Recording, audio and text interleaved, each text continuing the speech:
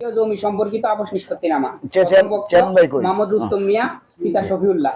দ্বিতীয় পক্ষ মোহাম্মদ শাহাদাত, পিতা ফারুক, মোহাম্মদ হাফেজ কাইয়ুম, পিতা জুলফিকার, মোহাম্মদ ফারুক কাজী, পিতা হইল মনসুর কাজী।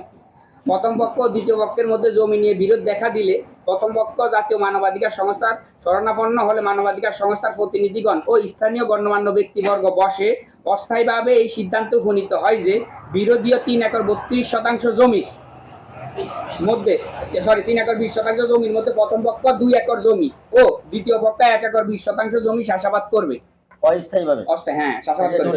পরবর্তীতে চাষাবাদ কার্য সম্পাদনের পর এবং ধান সংগ্রহের পর উভয় পক্ষ বসে মানবাধিকার সংস্থার প্রতিনিধি ও স্থানীয় গণ্যমান্য ব্যক্তিবর্গের সহযোগিতায় কাগজপত্র যাচাই বাছাই করে পরবর্তী সিদ্ধান্ত গ্রহণ করবে।